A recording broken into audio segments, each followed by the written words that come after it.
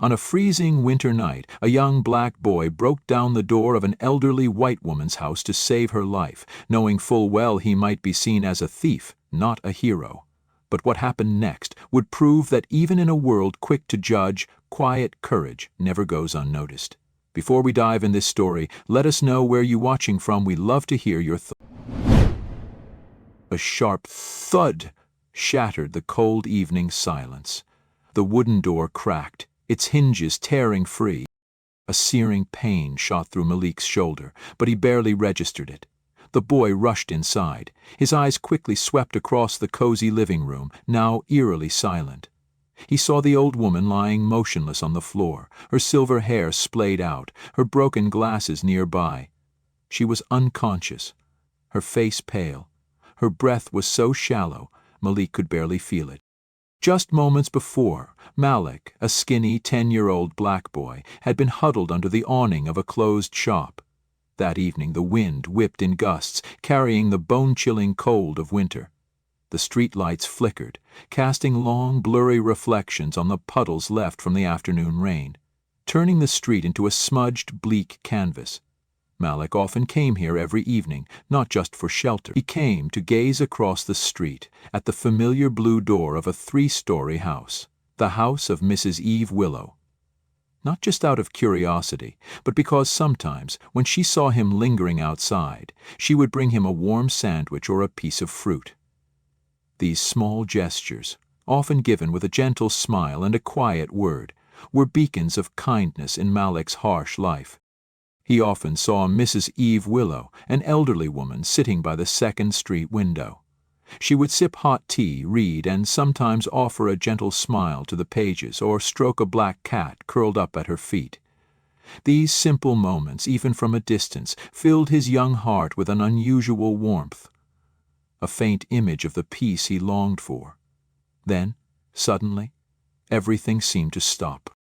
From the 2nd Street window, Mrs. Eve clutched her chest, her face crumpled in pain. The teacup in her hand swayed. Crash! The cold sound of shattering glass echoed. She stumbled, her frail body swaying as if about to fall. Her eyes, blurred with pain, incidentally swept over Malik.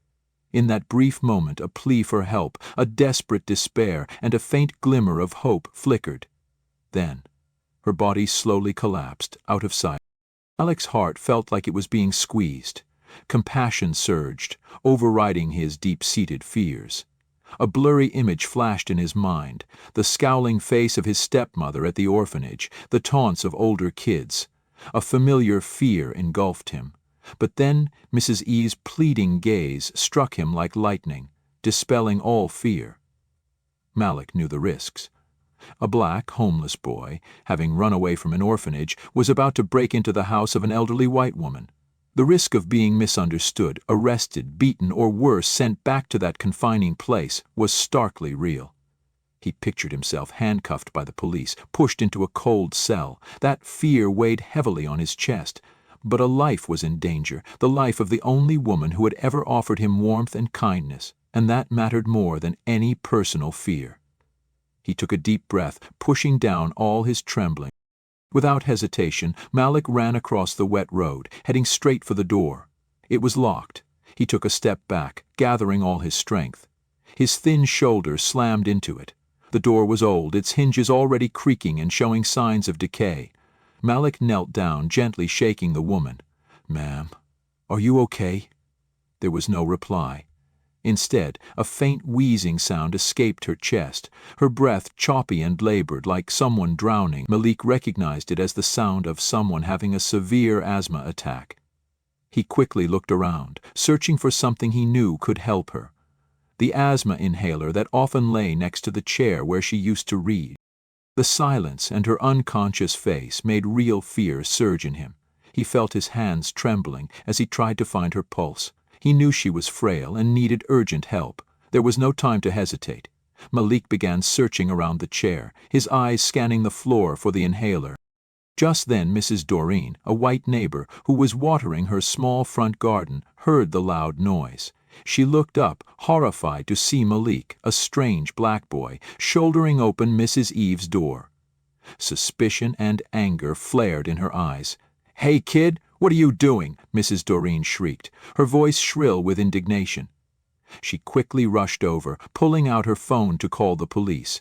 When Mrs. Doreen burst into the house, seeing Mrs. Eve unconscious on the floor and Malik bending over her, his hands seemingly rummaging on the floor, she became even more convinced of her suspicion. "Thief! It's a thief! Stop that boy!" Mrs. Doreen screamed as she frantically dialed for emergency services. The wail of an ambulance siren echoed through the neighborhood, followed by the blare of police sirens. Medics quickly rushed in. Mrs. Eve was placed on a stretcher, her face still motionless. Richard, Mrs. Eve's son, had just arrived. He rushed to the stretcher, his face ashen with extreme worry. He gripped his mother's hand, trembling as he called out, "Mom, Mom, are you okay?" He knew his mother had a history of severe asthma and unstable blood pressure and had fainted a few times before, but never this seriously. He followed the stretcher, his gaze never leaving his mother. After ensuring the medics were caring for his mother in the ambulance, Richard turned back. He saw the shattered door and his sharp, angry gaze fixed on Malik, who stood huddled nearby. In his mind, the image of a strange child in soiled clothes, standing next to his unconscious mother in a house with a broken door, painted a different story.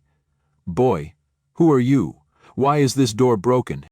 Malik felt his heart pounding in his chest, as if it wanted to burst out.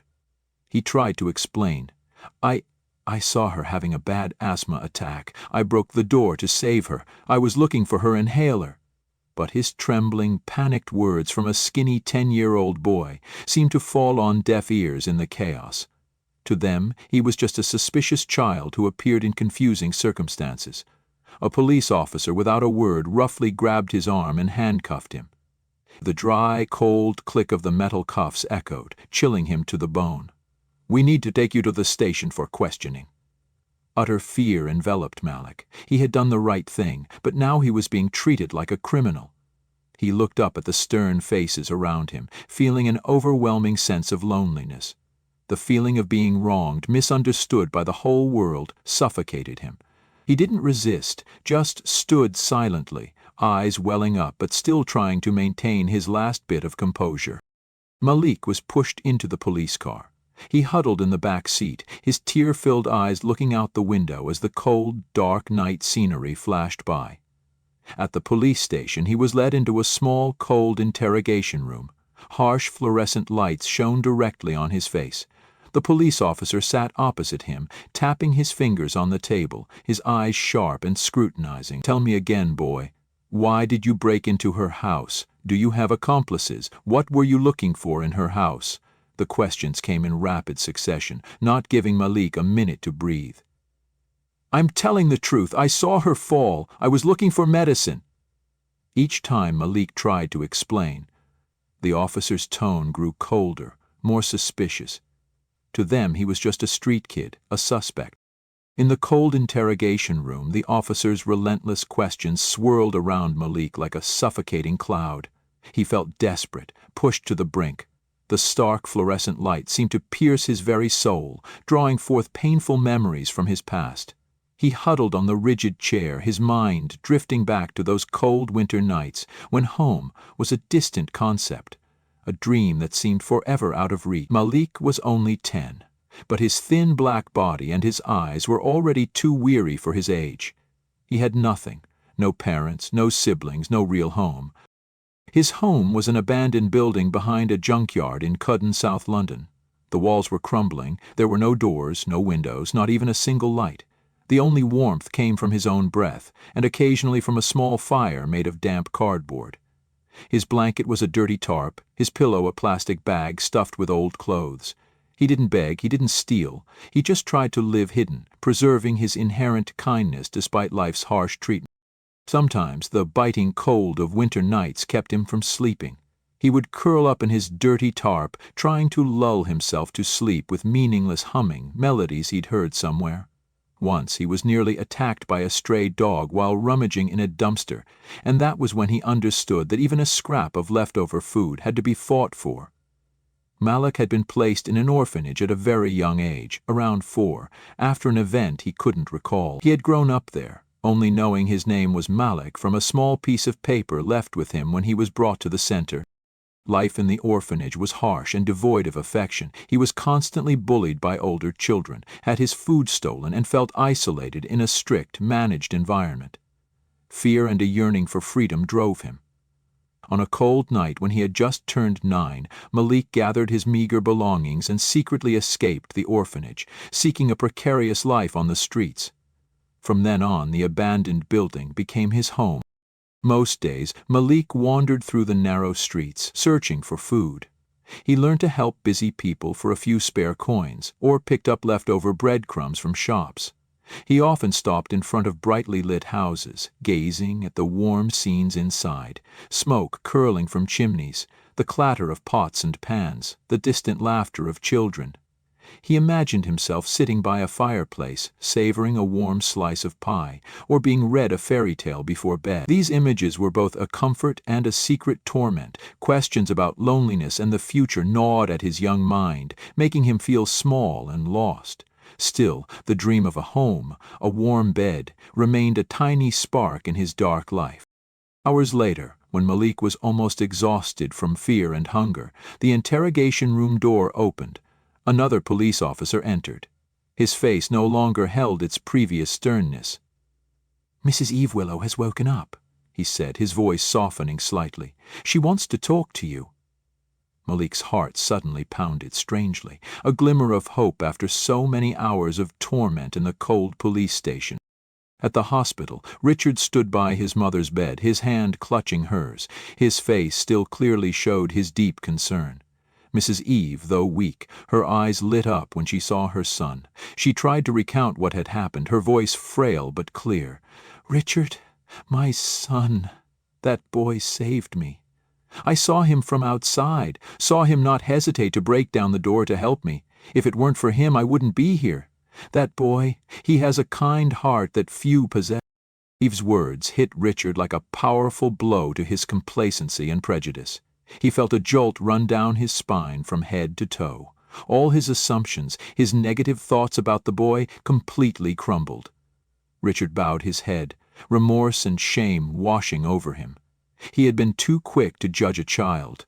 Regret swirled within him, weighing heavier than any work burden.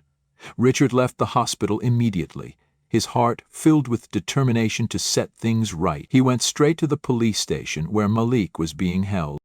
When Richard entered the interrogation room, Malik looked up, his eyes tired and fearful.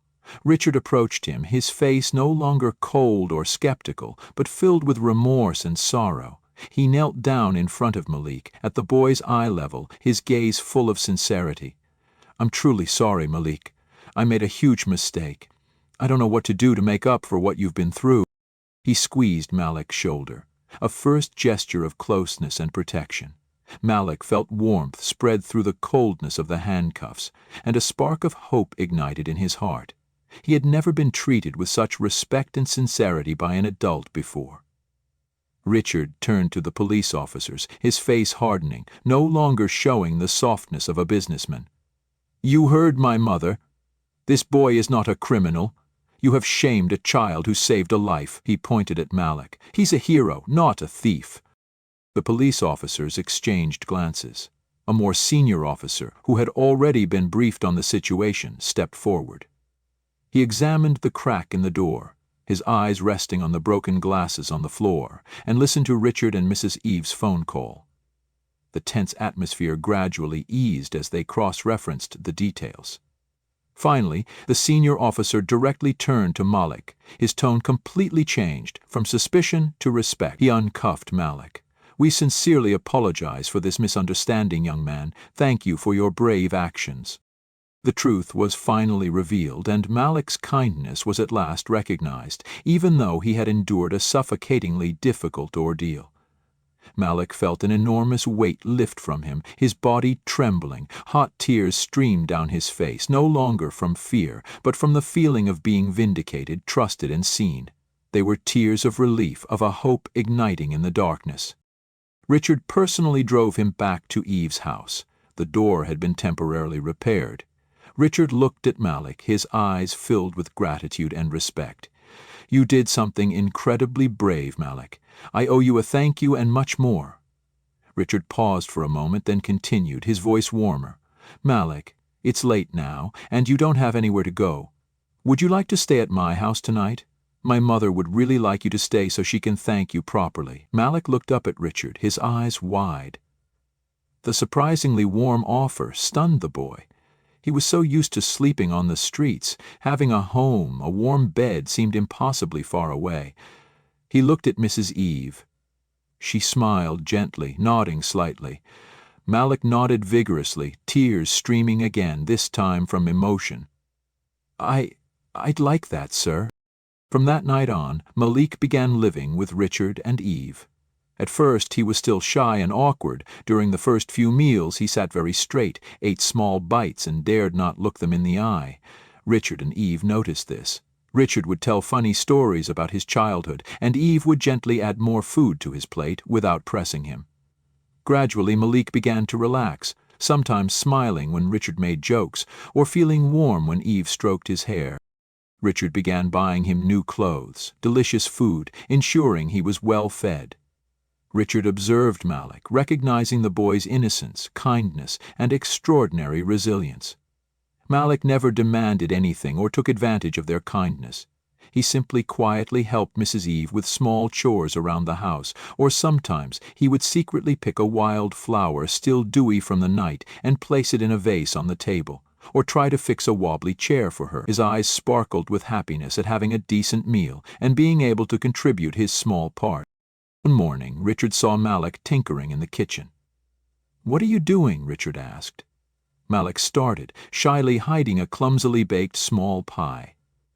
I thought you liked apple pie." Richard smiled, his heart warm.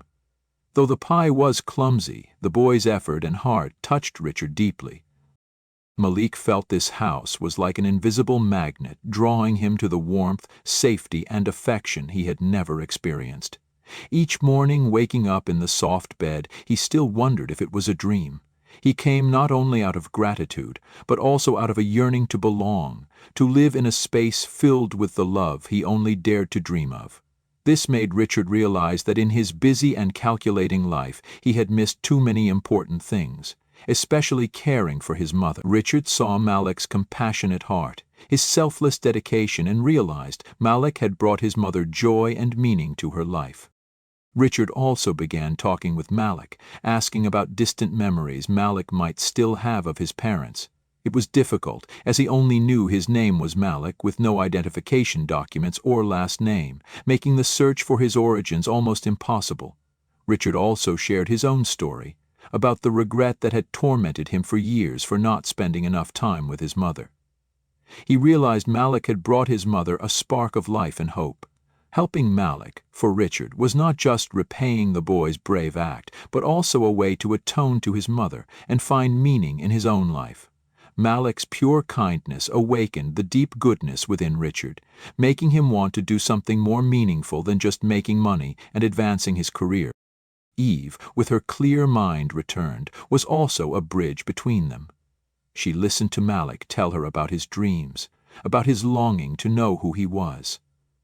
One evening, as the cold still seeped in through the window, Richard looked at Malik, his eyes understanding. "Malik, I know you've always wanted to learn about your origins, about your parents. I can't promise anything because this is extremely difficult. But I want to help you search. I have connections. I can contact social welfare organizations, the police, missing persons groups. Even if the chances are slim, we'll try." Malik couldn't believe his ears. He was so used to being abandoned. Now, a stranger wanted to help him find his family, and even gave him a home.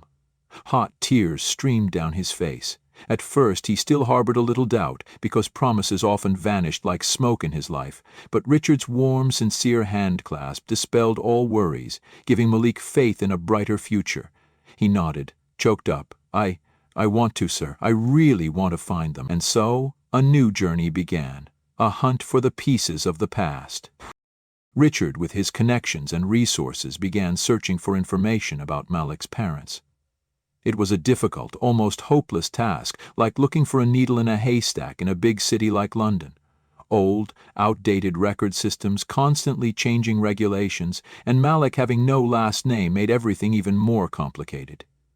Richard contacted private detectives, social organizations that help homeless children, especially the shelters where Malik might have lived. He sifted through old, sparse records and went to old neighborhoods in Cuden, meeting people who might know something about the boy's past. Malik often went with Richard, trying to piece together fragmented memories. One afternoon, Richard saw Malik struggling with an old bicycle. He walked over, saying nothing, just kneeling to check the tire. "Let me show you how to patch a tire," he said. His tone as natural as if it were obvious. Malik watched Richard attentively, his small hands clumsily following the instructions.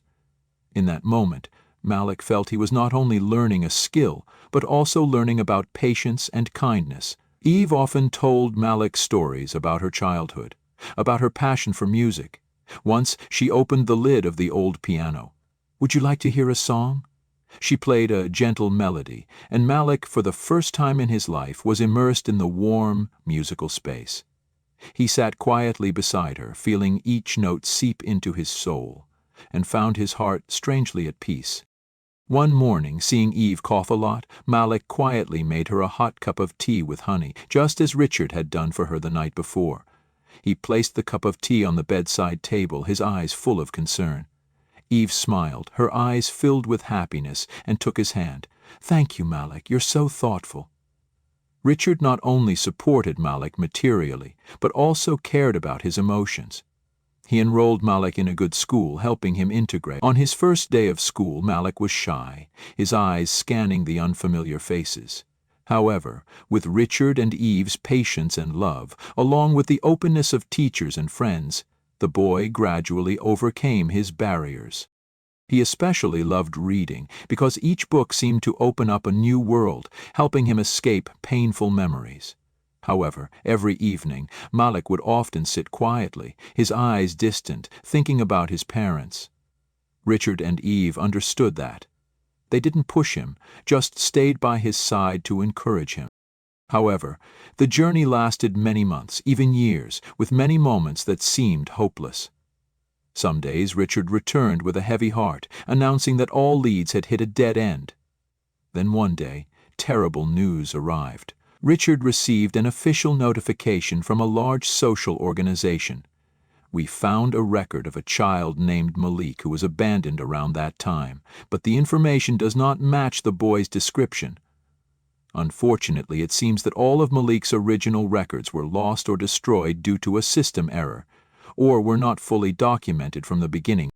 That news was like a cold knife stabbing directly into Malik's young heart. He completely collapsed. He felt once again abandoned by the world, not only by his parents but also by his past. The boy wailed in sobs, his choked cries tearing at his heart, hot tears streaming down his face, soaking his pillow. He curled up in a corner of the room, incessantly whispering self-reproaching questions. Why me? Am I that bad?" Richard said nothing, just quietly sat down next to Malik, wrapping his arm around the boy. For the first time, Malik felt the warmth of an adult man, a solid protection. Eve also sat down on the other side, stroking his messy hair. Not a single piece of advice, not a single empty word of comfort. Only their presence, tight hugs and silent tears, as if to say, "We are here with you no matter what happens." In that moment, darkness seemed to swallow every hope, every light in Malik's life. But Richard refused to give up. He knew deep down that there was still a glimmer of hope. Although the news from the large social organization was hopeless, he clung to a small clue from a private detective he had hired earlier, an obscure old charity that helped struggling women, which few people remembered. That night Richard couldn't sleep.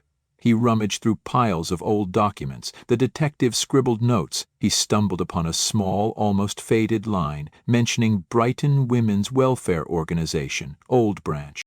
It was a small organization, almost unknown, that had been operating for a long time and might have merged or changed its name, so even professional detectives had overlooked it. A faint but determined spark lit up in his mind. Maybe, just maybe. After nearly a year of relentless searching, when all hope seemed to have run out, Richard received crucial information from that small charity. An old, almost forgotten file at a social welfare center near where Malik had lived mentioned a young woman who had sought their help. Her name was Sarah Davies. The file noted that she had a newborn baby and was forced to leave her child at a child care center 10 years ago, along with a small letter. The letter spoke of her pain, her helplessness due to extreme poverty, dangerous illness, and her desire not to have her child suffer with her. She had called the baby Malik and promised to try to return if she had the chance, if she was still alive. What was even more astonishing was that the file also noted that Sarah Davies had frequented the local library to look for materials on support programs for single women with serious illnesses. This was one of the few free libraries in that area that Richard knew, and also the library where Eve Willow, Richard's mother, regularly went to read books and borrow the old piano for her poor students. This coincidence, though not a supernatural destiny, created a deeply meaningful connection between strangers. Richard found Sarah Davies's last known address through old medical records, a social housing complex for chronically ill patients awaiting care. He took Malik there. The room was small, simple, with only the steady hum of a breathing machine echoing in the quiet space, like a reminder of a life slowly fading. Malik walked in, feeling a strange lump in his throat. The frail woman lay on the bed, her hair white from illness, so thin she was skin and bones. Her eyes were tired, but still held a gentle kindness and a long-awaited expectation. That was Sarah Davies. When Richard introduced Malik, Sarah trembled, her dry lips barely moving. She tried to raise her thin, cold hand. Malik gently took it. Warmth transferred through their skin, a feeling both strange and familiar, like a dream that was both real and surreal existing in that moment. Malik looked deep into her eyes, etched with pain and love, feeling a sacred connection. Tears welled up uncontrollably. He had found his mother, if only for the last moment. Sarah Davies, though weak and severely depleted, still managed to whisper her last words of love to Malik, telling him about the dreams she had for her son. "My son, I'm sorry. I always loved you, my Malik," she whispered, with great difficulty, each breath seeming to break off. Malik, his heart overflowing with so much pain and understanding, clasped his mother's hand, his eyes brimming with tears. He shared what he had been through and his gratitude. Every word he spoke, though just a whisper, contained a long journey of longing and acceptance. That moment, though brief, was the most complete reunion the boy had ever yearned for. A few days later, Sarah Davies passed away in the arms of Malik and Richard. With a contented smile on her face, she passed knowing her son had grown up, was kind, and had finally found a good life. Malik felt an extreme pain of loss, as if a part of his soul had also left. But in that pain there was also a sense of release and comfort. He had found his roots, understood why he was left behind. The burden of loneliness he had carried for so long was finally lifted, and he no longer had to live in confusion about his past. Richard and Eve were by his side, comforting him during those difficult days like a true family. After finding his birth mother and her passing, Malik, Richard, and Eve truly became an inseparable family. The grief of loss was eased by their mutual love and care. Richard, with his success, bought a new, more spacious house in a quiet neighborhood. The lush green garden and large windows were always filled with sunlight, a complete contrast to the cold, dark nights Malik had once endured. Eve had her own cozy, brightly lit room, with the old piano placed right by the window. Soft music often filled the house with soothing and hopeful melodies. She became Malik's true grandmother, patiently listening to his school stories, offering gentle advice, and always having a kind smile for him. She taught Malik his first songs on the piano, and through music, a special bond formed between the grandmother and grandson. Malik no longer felt alone, because he always had Eve's warmth and understanding by his side. Malik had his own space, a warm room decorated to his liking. Books of adventure and science fiction lay next to framed photos of the three of them together. Richard enrolled Malik in a good school, where he quickly integrated and showed his academic abilities. He not only provided for Malik materially, but also spent time talking, listening to Malik's thoughts, and guiding him through life. Richard realized that caring for Malik had given him a new purpose, filling the void in his heart after years of focusing on work. He learned patience, compassion, and the simple joy of watching Malik grow and be happy.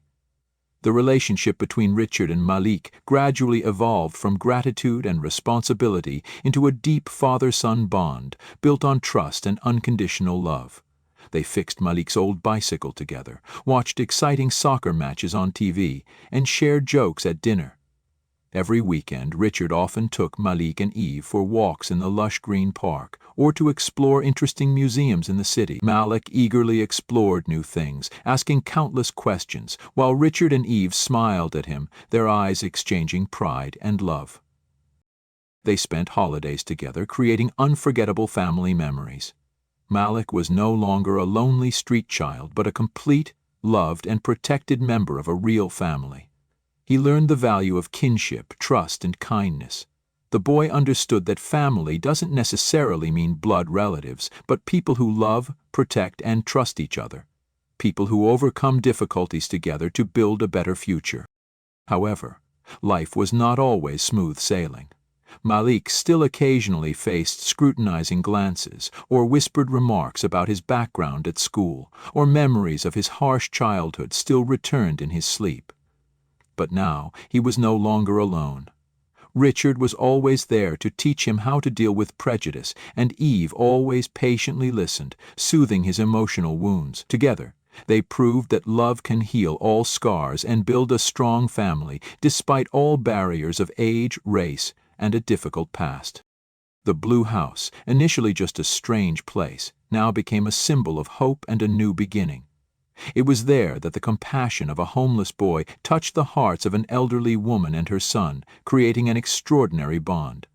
The glimmer of kindness in Malik not only saved Mrs. Eve's life, but also lit the way for all three to find a family, a place where unconditional love was the strongest bond, overcoming all barriers of age, race, and a difficult past. Malik's life, from cold nights on the streets to a home filled with laughter, is a testament to the power of human kindness and the healing ability of family love. Join us to share meaningful stories by hitting the like and subscribe buttons. Don't forget to turn on the notification bell to start your day with profound lessons and heartfelt empathy.